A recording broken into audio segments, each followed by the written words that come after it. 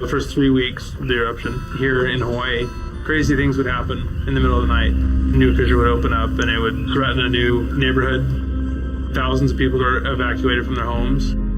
I started the Hawaii Tracker Facebook group to help people understand what's going on and get their questions answered. Hey, how's it going? We're live. This is Fissure 20. We had hundreds of people all throughout the neighborhoods sending in videos, articles, and images. We spent a lot of time making sure the accurate information gets out. This is live. Still lava moving. They weren't just sharing a story, they were helping their neighbor. If a family was being evacuated, my group would just jump in and help out. So it was huge. They were watching out for each other. Hello everybody, thank you for coming. Thank you for the support from everybody. As we go through this, we're growing closer together as a community. When tragedies like this strike, you really realize how much you need each other.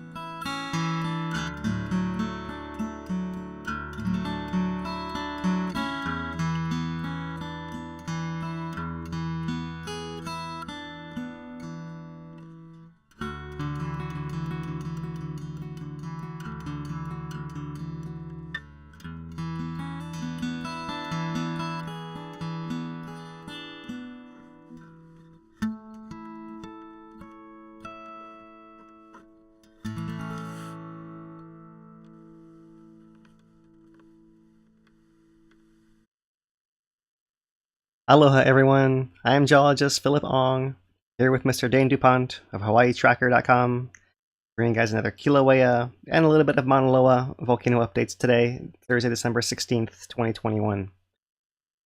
This is what you guys see on screen here is the most recent few days of Kilauea thermal camera from the USGS HVO, showing the most recent little pause and fluctuations in lava output we're going to talk about today.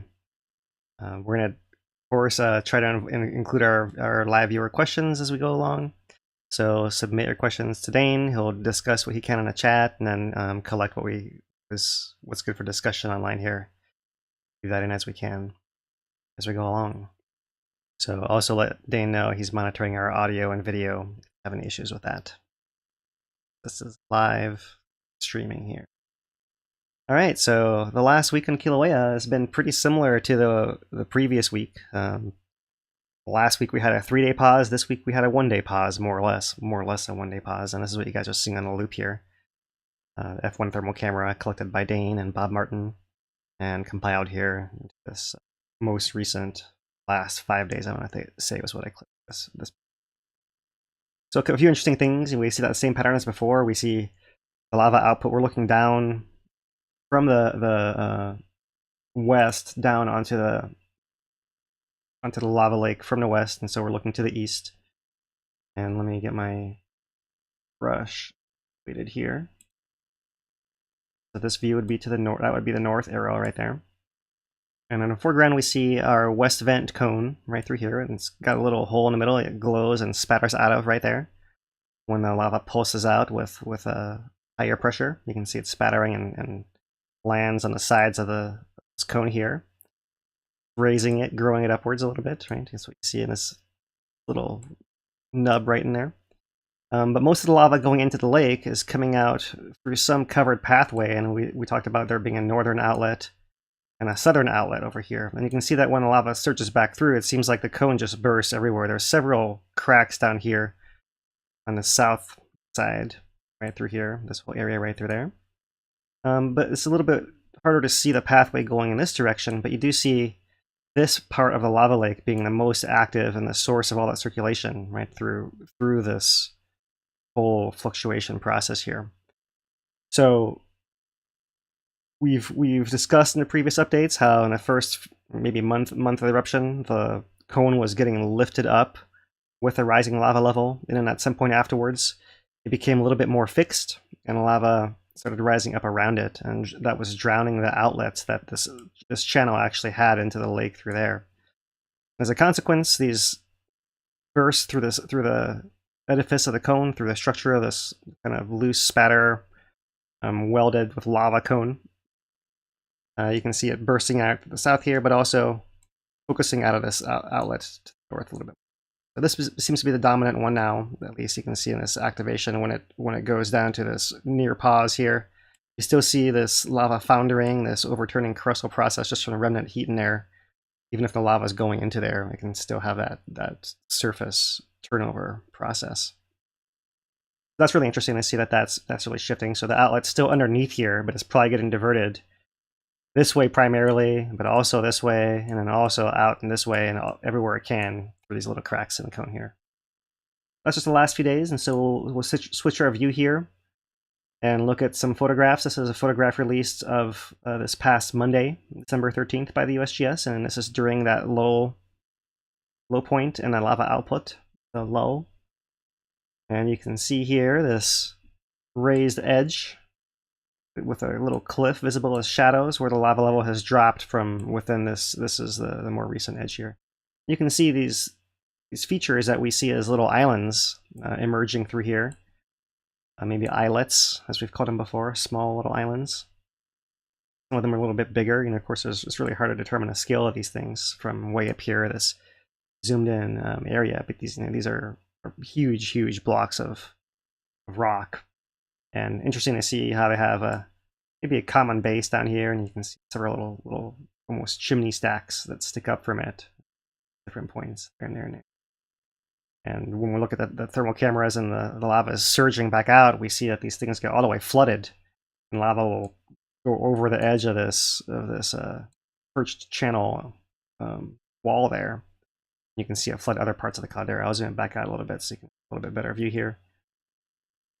And there's a view, and here's that west vent cone during that lull as well. Interesting views you can see here of that central island.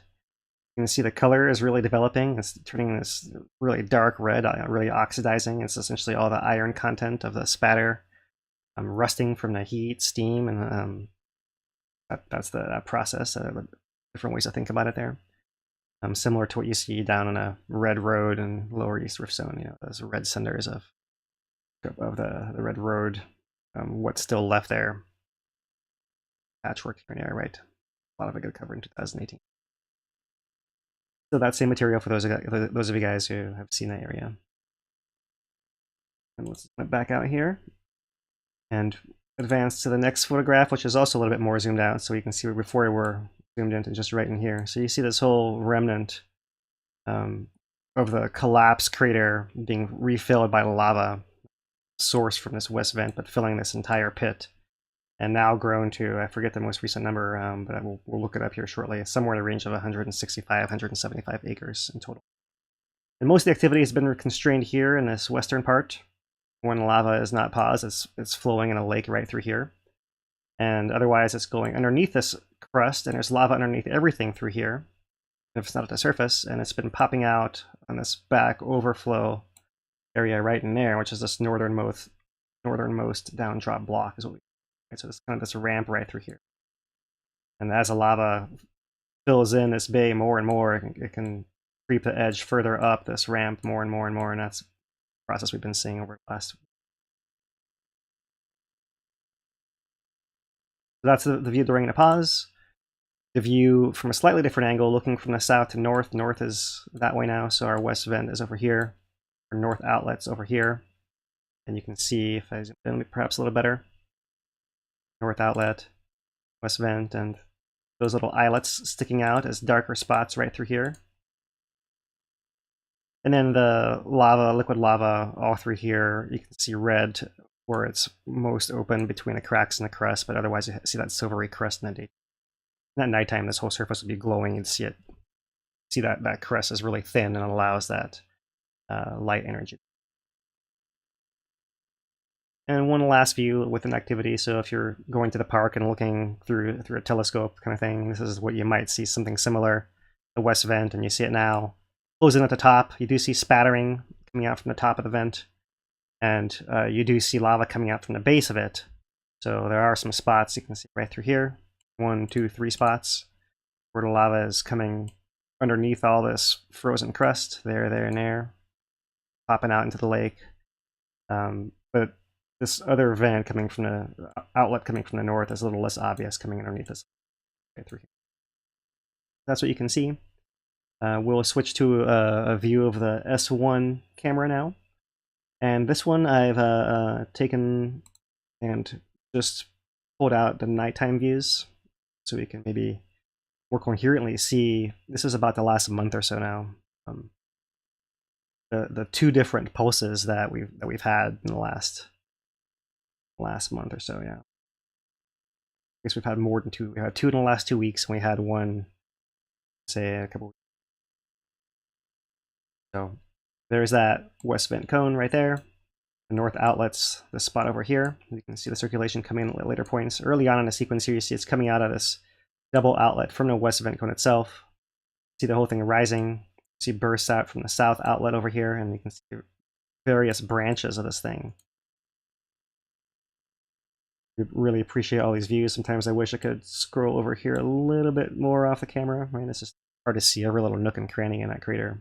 It's from the webcams, but of course we can see quite a lot, seeing that there are webcams now and they're didn't all used. That's the pattern there. You see that whole slowdown and lava bursting back through. You see a little bit of activity along the back wall up on the top over here when lava bursts back through, suggesting it's going underneath the crust still and popping out at other places. That's our S1 today. I will advance here to look at the KW camera. This is visible day and nighttime now. So you can see the sequence here of the lava lake cooling all the way down, bursting back open, cooling back down, bursting back open. There's alternation, dark nights and bright nights through there. That's this area right through here. And I wanted to show this view because it's a little more obvious, especially in these nighttime views, that this lower ledge over here is still getting some action, right? Not just the ledge itself, but this whole boundary of the crater wall and the edge of the lava lake. That's where the evidence still comes that there's lava underneath this whole surface, and it's connected in some pathways. Lava can come out through here, circulate, open to the surface here, but come out along the boundary of the crater crusted lake and the crater edge. I'll zoom it into this northern area a little bit more, a little bit better view. The edge of the bottom edge of this ramp right through here, but then also that knob.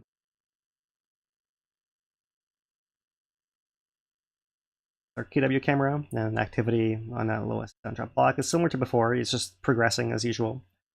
And now we're going to go back the whole last month and a half and show you guys this first pause a month and a half ago, or maybe that might have been the third pause by then. But you know that last big pause, or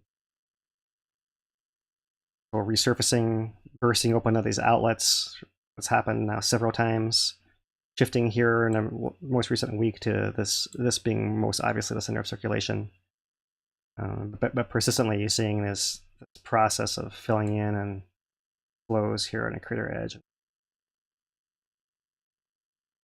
Zoom it into that overflow area since we did that to the last one. There's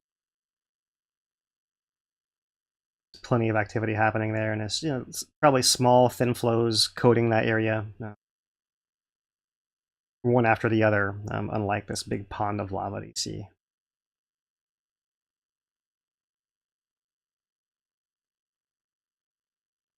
See from different angle those islets there and there. What I wanted to do with this one as well is, since we have a month and a half here, let's see if I can drag this a little bit faster. Notice what changes you might see here. It might be a little subtle at first. You'd certainly see the whole crater rising, leaking out from the edges. Maybe I need to zoom in a little more. I want to see. So it seems to me like you see it's rising, but it seems like in the later parts of this video, it rises faster in the middle than it does at the edges. So that you can see the middle start to rise faster than the edges, and it's almost like it's catching on the edges and starting to burst up in the middle from below. So something you'd expect if lava is coming up through those seams on the edges and then flowing and crusting, and you can imagine that they break and allow more lava outlet along the crater edge. Whose up flows. So let's see if we can see that here.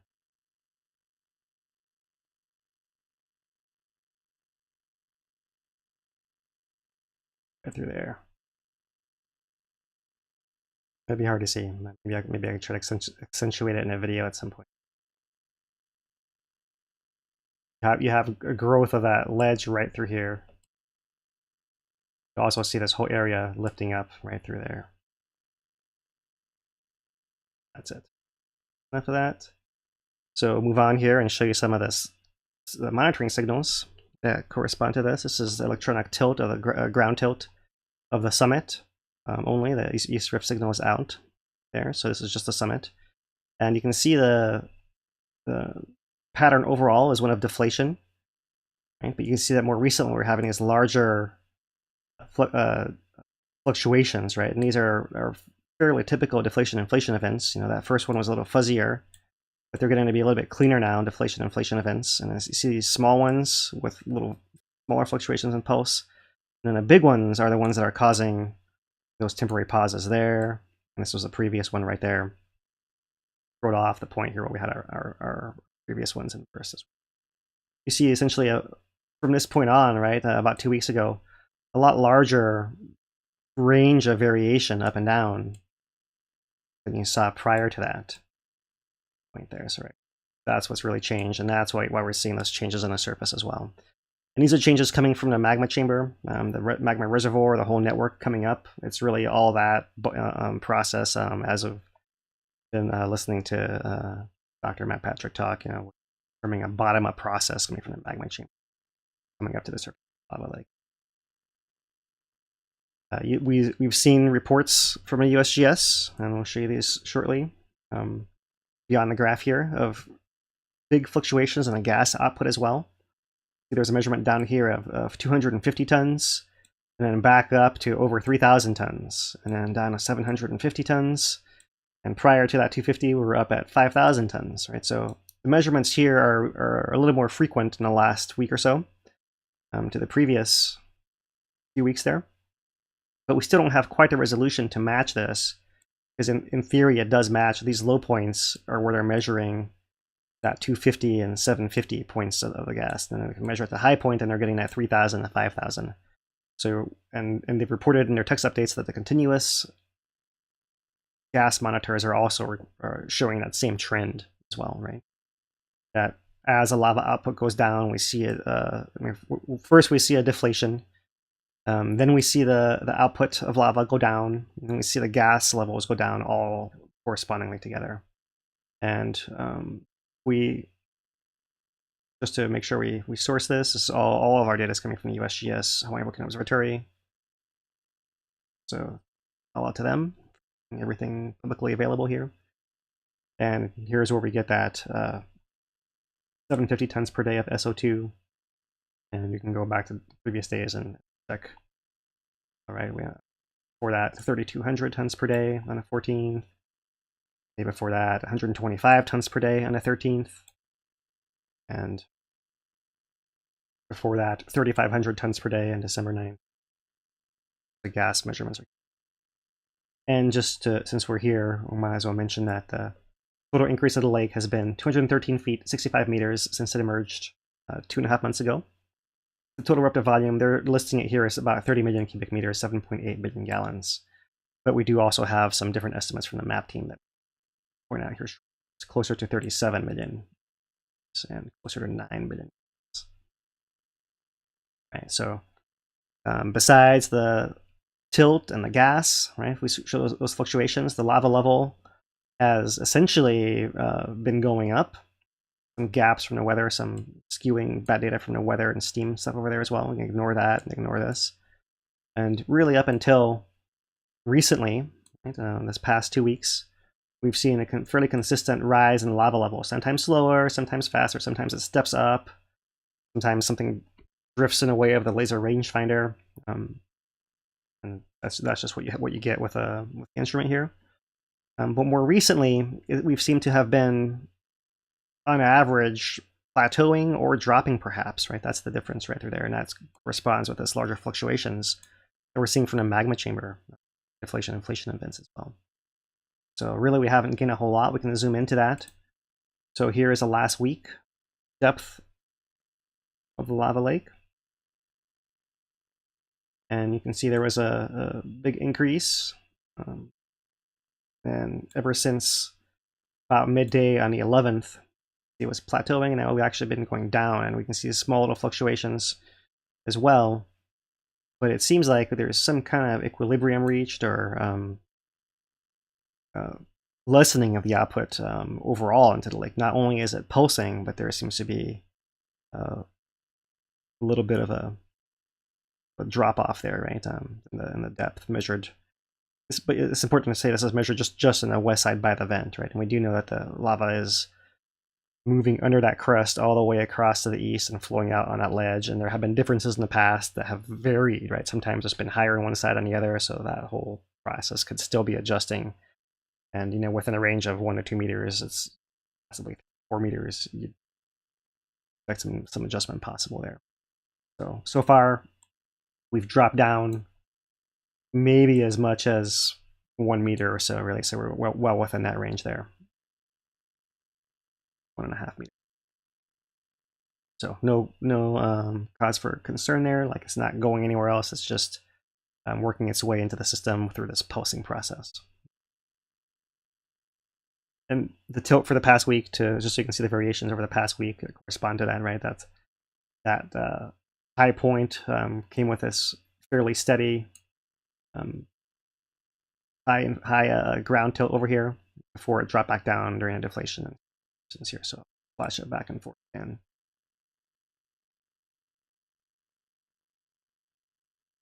There and there.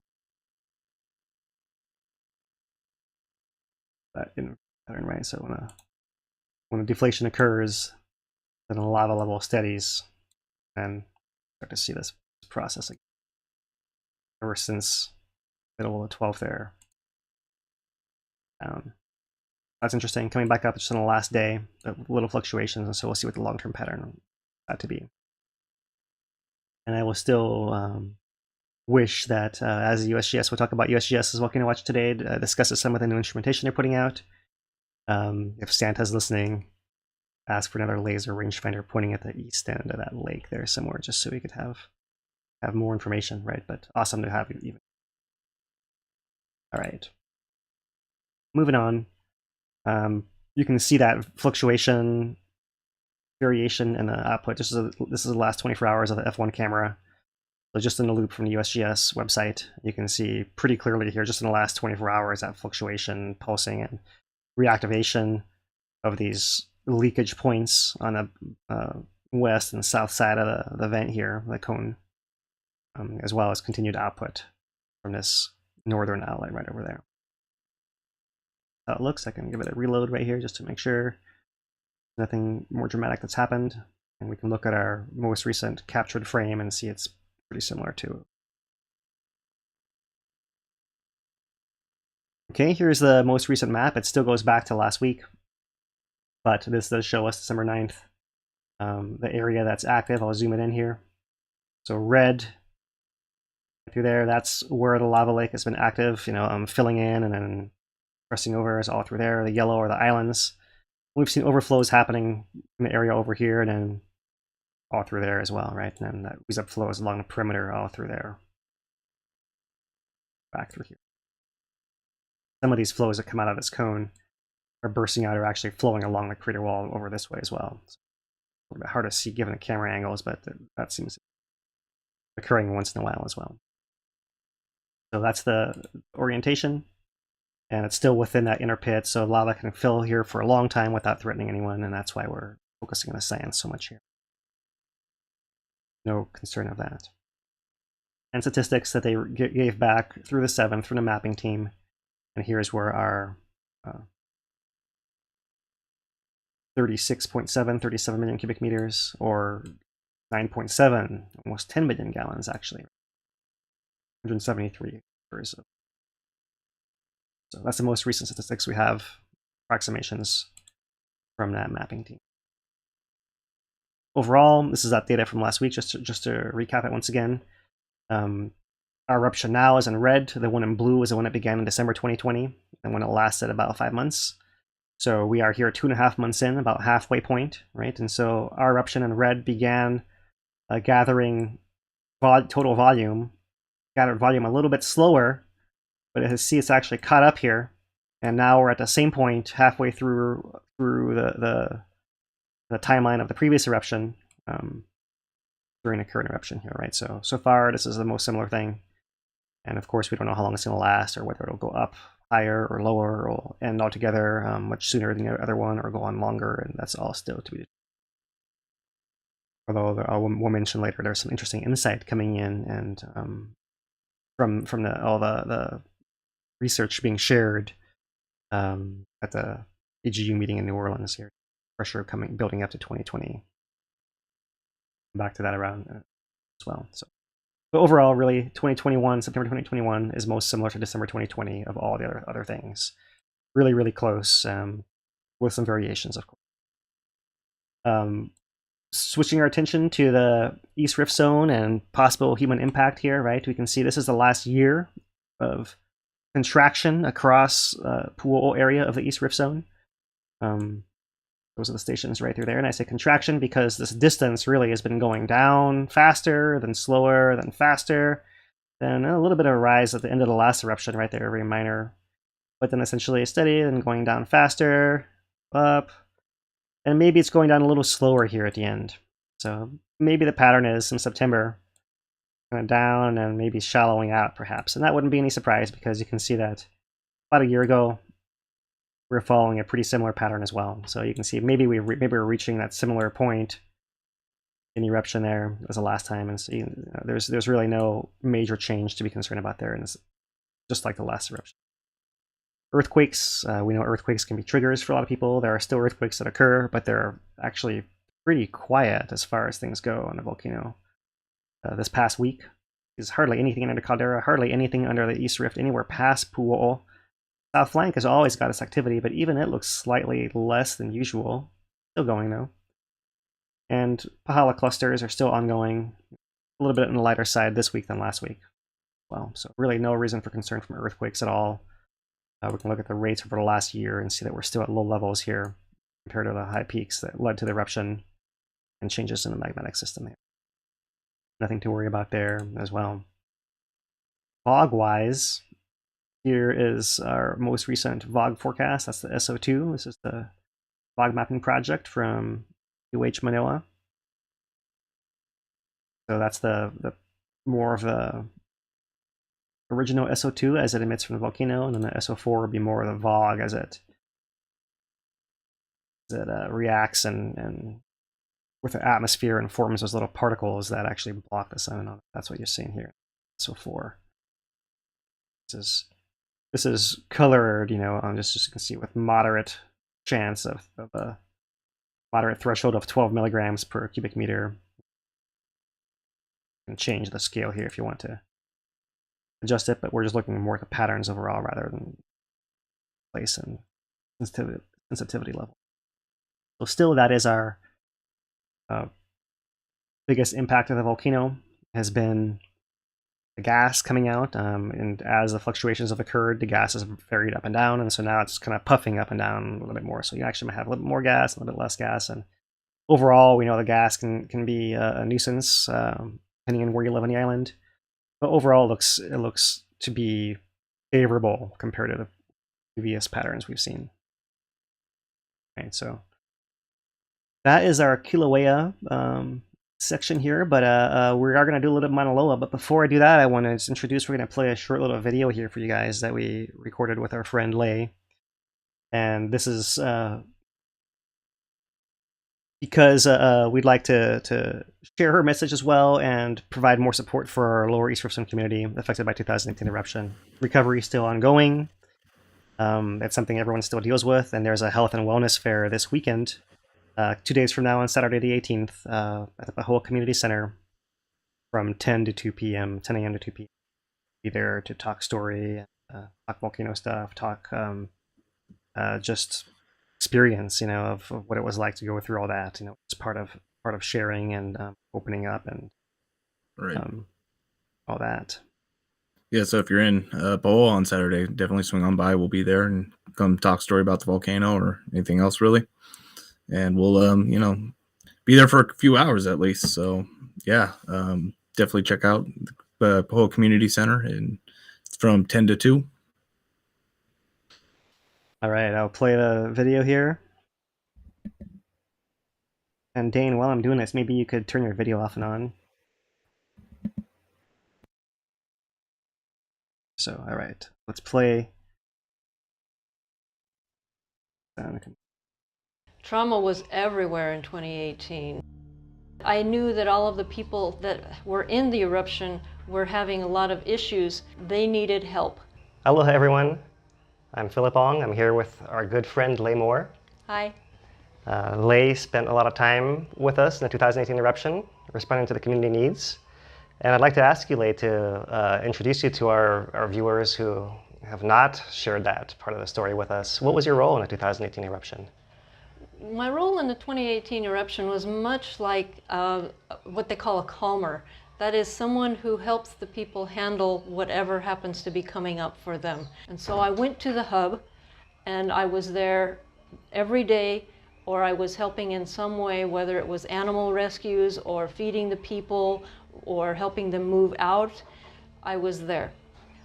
People come to me still with all sorts of issues, and that I am like a light that shines so that they can see where they are and they can choose their path forward. And I've made a YouTube channel so you can see that. It's right under my name, Lei Moore, and it has the videos of the kinds of things that people might commonly come to me with. The reaction to the reactivation of Hale Ma'u, first in 2020 and then earlier this year, is something that was traumatic and triggering for a lot of people. What was your reaction, and what did you see the community reaction to be?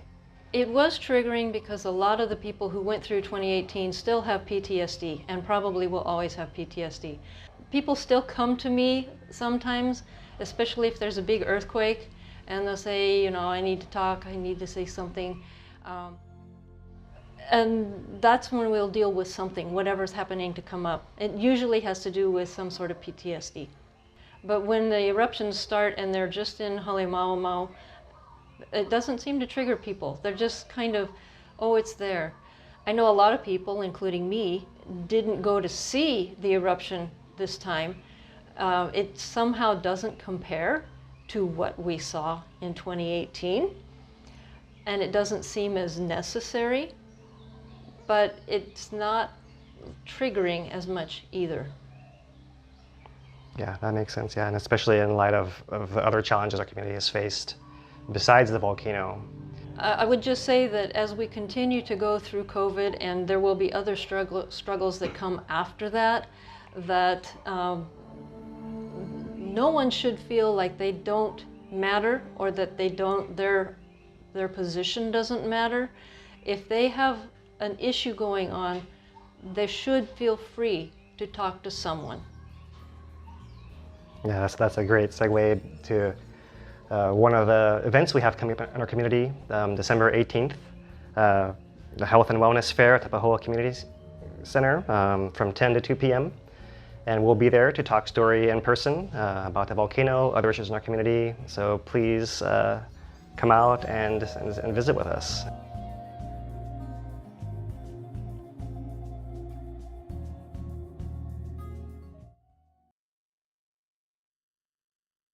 All right, that was it. So yeah, come out and check us out this Saturday if you're in the area.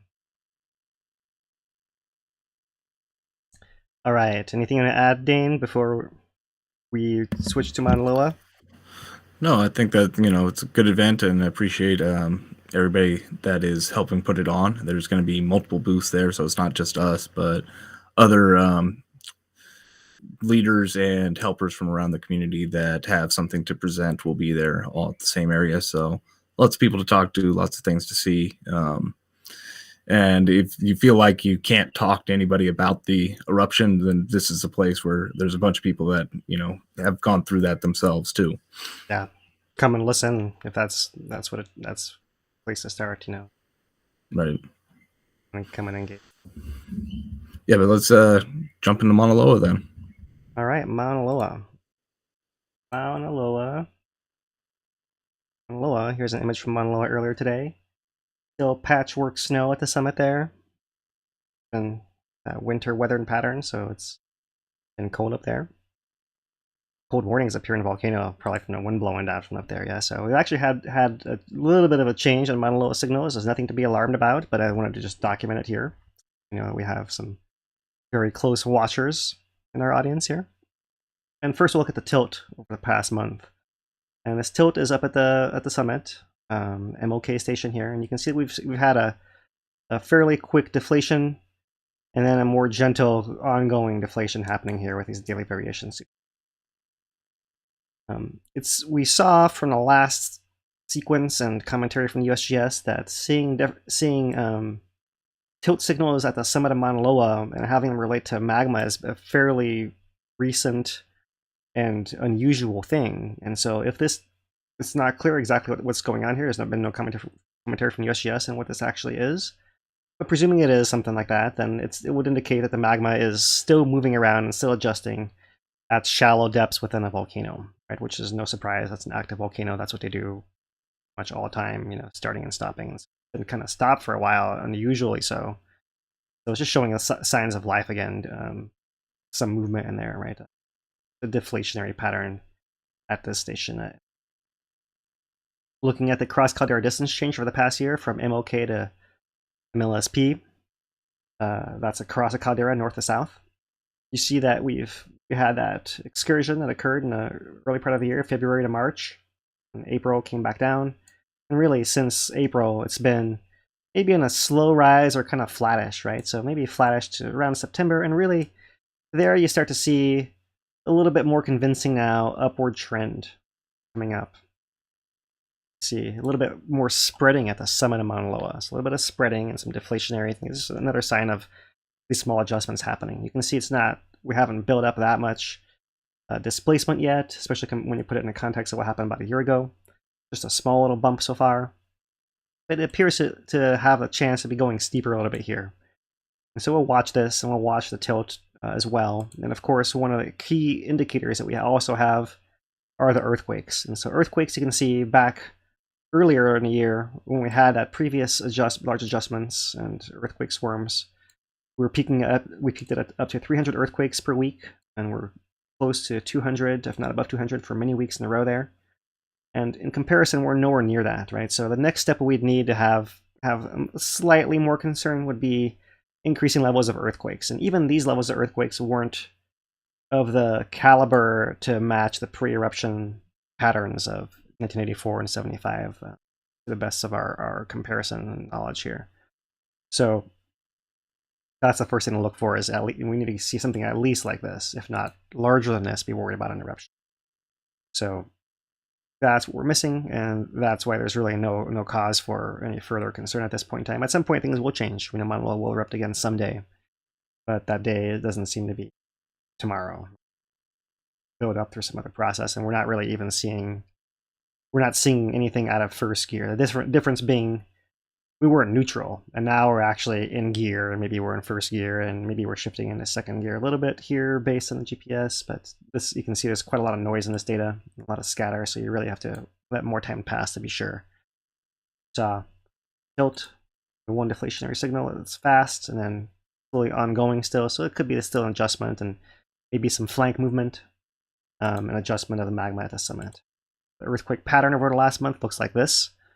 And this is pretty typical. We have this upper segment of that mobile southeast flank that moves this way, which always has this kind of scattered background pattern you can see in here, so it can get more dense or less dense. It's not too dense really right through there. And we have our usual culprits here above the upper southwest rift and in this northwest sector from the caldera as well that seem to activate when a volcano seems to be inflating. So it would seem like magma's coming in, it's moving around, it's inflating, it's causing some localized deflation in some area by the MOK station, and otherwise nothing to worry about because the earthquakes are, not really showing any stress on the rocks. Everything's just moving and adjusting. So magma's been filling back in, and now it's actually starting to move, not to the point of stressing the rocks to where it push its way into somewhere new or to the surface. So not there yet. May not go to that point. It's just that's the stages you would need to concern. And most recent Mauna Loa volcano update issued today. Not erupting, slightly elevated above long-term background. We're still at advisory aviation code yellow here. And 86 earthquakes over the last week. Same areas. And okay, so a couple final things to wrap up with here. One is Volcano Watch this week. HVO's ongoing recovery from the 2018 Kilauea eruption. While communities continue to recover, so does USGS. USGS, just as a reminder, was forced to move out of the building the facility they had up on the rim of Summit Caldera. Earthquake damage there, so then it moved down to Hilo. They're in temporary facilities, and they have secured a lot of funding for a lot of different stuff, and that's a lot of what this article talks about here. Does it go into, I haven't got a chance to read it yet, does it go into the rangefinders that fell into the crater? The rangefinders that fell in the crater? Yeah, in the Holy Mau in the beginning of 2018. Oh, so I mean, what it does mention here is that all this funding is kind of split into various aspects. One is the rebuilding of facilities, right, and improving facilities, which are going to be split between Hilo and Hawaii'i Volcanoes National Park. One is replacing equipment, and one is funding studies. And so the equipment replacement section is a part of it here. And so they say here, HVO is replacing much of this network with newer and better real-time monitoring instruments to improve early detection of magma movement, which supports more accurate and timely characterization of hazards to island communities.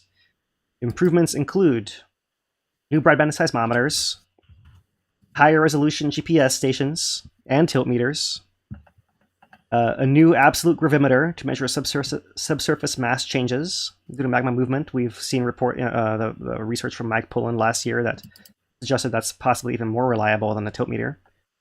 Other instruments include new gas sensors to detect SO2, CO2, other emissions, a laser rangefinder that's been deployed since last January to monitor the lava lake, and higher resolution visual and thermal cameras to monitor surface activity and provide situational awareness. Here's the sentence you're looking for, Dane. All instruments lost in eruption have now been replaced. The network telemetry across the island is being modernized and hardened to assure data can continue to flow during crisis. New sites are also being installed in selected areas to improve coverage. And so that's really the out in the field stuff. They also have new lab stuff. They talked about the Tefra lab and the recent Volcano Watch.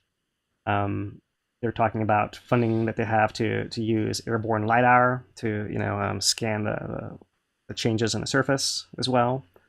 They're talking about bolstering their ability to use drones for visual and thermal imagery as well as gas emissions. And they do note that, as an aside, we maybe briefly mentioned the fire down at Honuapo near Whittington Beach Park that was underground. The USGS actually assisted the Hawaii Fire Department with their infrared drone there to map that fire out. And so all that is to help them advise their key partners, including Hawaii County Civil Defense, the National Park, Hawaii Emergency Management Agency, and of course, not listed here, but the community as well. So the research is to provide more basis for interpretation of all the monitoring out there. So we put out all this new instruments. You have to know the most recent thinking of how to interpret it. Research supports. So this is all well-justified funding for the USGS. Excited to see all that progress come to fruition, continue, and see all the services grow there. So this will be posted later on hawaiitracker.com if you guys want to go check it out and read the details. I've obviously not included everything in my quick summary here. And of course, the final thing I want to mention is that still ongoing today through tomorrow is the AGU fall meeting. It's in New Orleans and online everywhere. So of course, we're still here in Hawaii, but we're trying to monitor just a section. This is a huge conference with all kinds of science, all different disciplines. We're trying to just focus on the Hawaiian volcanoes' impact on communities here. And so we will have a lot more to report and summarize things in the future. We'll write things up and try to contact some of these authors for more information. Share that with you guys as well. But just to give you, a little bit of an overview of like what kind of stuff is out there, right? There's a whole bunch of stuff related to 2018 eruption, research that relates to that and following up on that. So it could be things like, where did the magma come from? And some suggestions that it might have actually been building up just downrift of Pu'u'o before moving to the Lower East Rift Zone, possibly. More on that in the future. There's talk about how the whole caldera collapse began, the seismicity of it, how the plume occurs, how all fits together. So that can be better predicted of impacts in the future.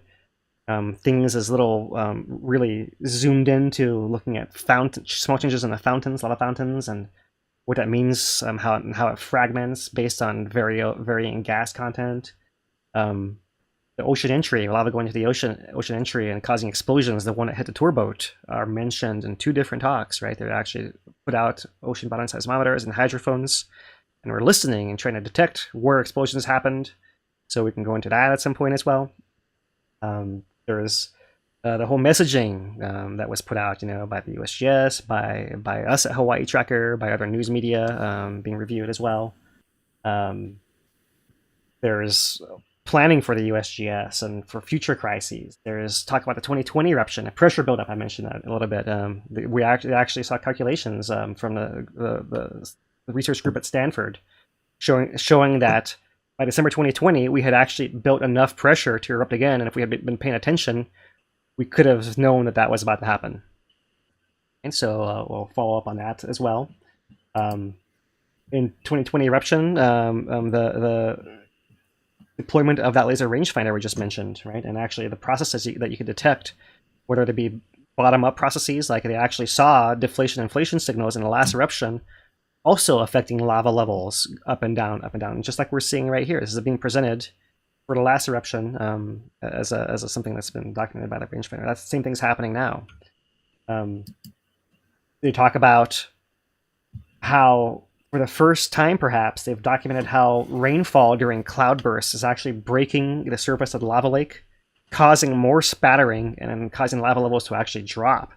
So they have a resolution of video where they can see every minute there, and actually, it's been presented how these big, heavy rain squalls will come down and actually can cause a lake to, you see a big cloud of steam spattering and then overturning, and then effective rain, top-down process on a lava lake.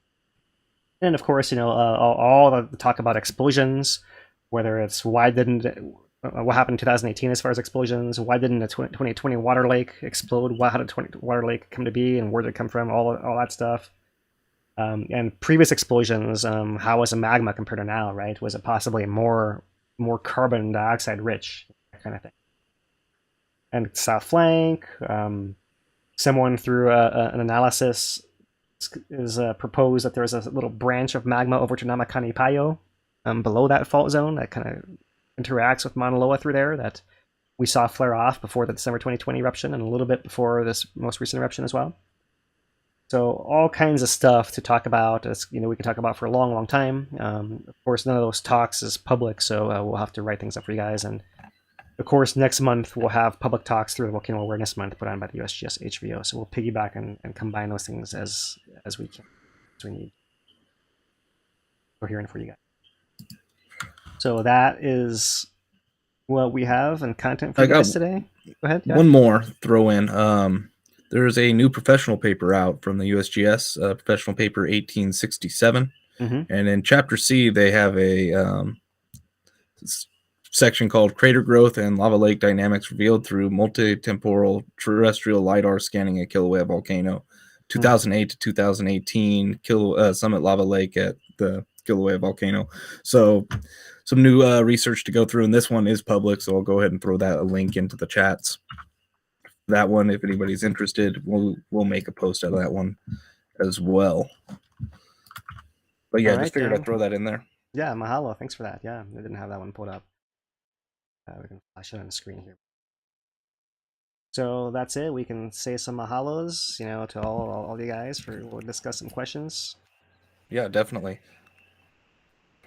Yeah, we do want to thank everybody that helps make this possible. The viewers that are here that like, subscribe, share, all that kind of stuff really does help the algorithm get this viewed by more people. It goes a long way. Without the monetization or the monetary budget to be able to do advertising, we rely on word of mouth from viewers like you.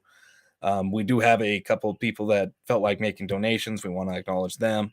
Includes Mark D, Robert C, Mel S, Michelle B, Laura B, Brad S, James P, Elizabeth W, Jaroslav R, Jessica N, Robert G, Catherine G, Jana K, Linda H, and Joni H.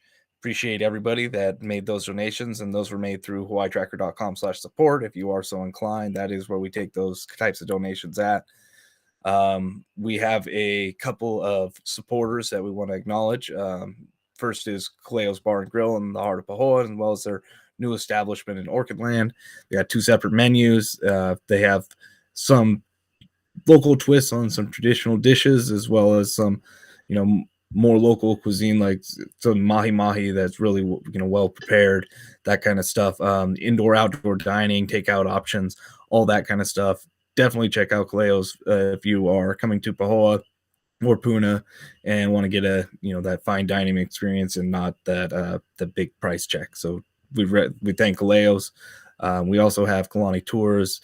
They operate a few different types of tours, Kona Coffee Farms and waterfall tours, but also volcano tours. And we still got that volcano going off. So if you want to go get that personalized small tour of the Kilauea Summit, check out Kalani Tours. They do the smaller size tours instead of opposed to the big, load everybody on the bus style. So you can get your questions answered and, really get that knowledge that you might be an experience that you might want out of the national park if you haven't, gone up there before. So we thank them. We also are brought to you by the Hawaii Community Foundation through a Puna Strong grant from the County of Hawaii. So we appreciate all that as well. We had a couple of super chats I want to acknowledge. JW says, Mauna Loa update, thanks, $10. So appreciate that. We have L Lower, great information and explanations on a 1999 super chat. Appreciate that. And with that, I think we can get to some questions. All right. We only really got one big one here. It's from Eric, and it's about the mantle plume. Knowing that the Hawaii Emperor Seamount chain mantle plume, when you and USGS mention the magma chamber, why not refer to the mantle plume as a direct supply line? Yeah, I mean, it essentially is, but it's more about how we define and how we, I don't know, compartmentalize each volcano, right? I mean, each volcano has got its own magma reservoir system. Might be my preferred term there, because a chamber implies like one big blob, and you might have a big blob, but you might actually have more of a honeycombing pattern in some areas. So we really don't know a lot about what it looks like down there. It is connected all the way down to the hotspot, right? But that's down a long way down. So it seems like the pressure changes have been shown through research that one volcano can affect the other all the way down and connect through that mantle plume back to another volcano. And so it may well be, for example, that we're seeing changes in Mauna Loa in part because Kilauea's pressure is variable down through that connection down to the mantle plume and back up as well. But in the short term of how volcanoes work, usually we're dealing with them separately, and we can focus on the network into a particular volcano independently. Once it's split off of that, right? Once we can say, oh, the neighboring volcano is affecting it, maybe it's causing pressure to rise. Now you can focus on the pressure rising and look at it as its own thing separately. So yeah, I mean, it's maybe more just to keep it narrowed in enough so it's not too big an issue, right? Like really, we can look at the things independently and separately, and then consider Mauna Loa and Kilauea together whenever stuff at the same time separately. Otherwise, it's not quite as relevant. We've never seen, for example, earthquakes in Pahala around that mantle plume source area directly lead to a change in a summit. There have been a lot of times where maybe it did, but it's never absolutely convincing having done that, my knowledge so far. So yeah, I mean that's the best Right. the best I can say there. I mean, yeah, it is all connected. That's true, right? But it's like when someone asks you, "Hey, where are you from?" You could say, "Yeah, I'm from Earth." Well, sure, but tell me more specifically, give me more context. I think it is all connected, and not to make light of it, because I mean it is a good point. But yeah, that's my little discussion of it here today. And someone else might prefer to say, flatline plume. Valid. Right, and I mean, one thing I would throw in there is there's more known about the shallow supply and the magma chambers as opposed to the connection between like the mantle and the shallow chambers. A lot of that's what we talk about, the decollectment fault, stuff like that. Yeah. Very, very fuzzy. Yeah. I mean, the stuff, Yeah. I mean, we're not even sure how, the shallowest closest to the surface chamber, we're not sure how big it is. Right. And the one right below that, that's even bigger than that one, should be easier to determine. We're not quite sure how big that one is. I mean, we have a range. We've got a pretty good idea, but we don't know exactly. We don't know exactly the shape of it. We don't know exactly a lot of stuff. And those are the easiest ones to image from the surface. So stuff deeper and deeper down, it gets fuzzier and fuzzier and fuzzier. So you really, Yep. Maybe people want to speak with some confidence about something they stick to where they have more resolution. Right. That's kind of what I'm thinking. Good point. All right. Well, that really does it for the questions that I'm seeing in the chats. If anybody has one, we'll watch for a quick question to come across the air.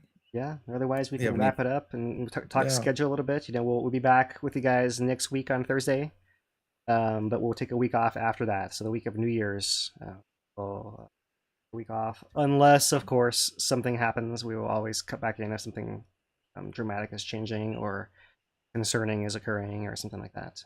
But we expect this eruption to continue same kind of pace as the last one did, which is kind of ongoing low levels and very visible. So it's still a great time for visitation. It's the time to come and look at it and learn about it in a safe environment, so to speak, rather than have to be concerned with some kind of threat. So that's the era of eruption we're in right now. Right. Anything else, Dane, come across? I just, since we were talking about the hotspot and all that, I threw a link to our hotspot stream highlight. If anybody's so inclined to go through that and wants to deep dive on the hotspot, recommend that video series. Yeah. Other than that, I think that's good for now. We will get the professional paper 18 67 on Hawaii Tracker, as well as the latest volcano watch. So be on the lookout for that. I think that does it. Check us out Saturday if you're around in Pola. That's right, yeah. So check us out on Saturday. Otherwise, we'll see you guys next week on Thursday. And happy holidays to everyone, regardless of which holidays you celebrate. Until next time, for HawaiiTracker.com, he's Dan DuPont. I'm Philip Ong. Aloha, everyone.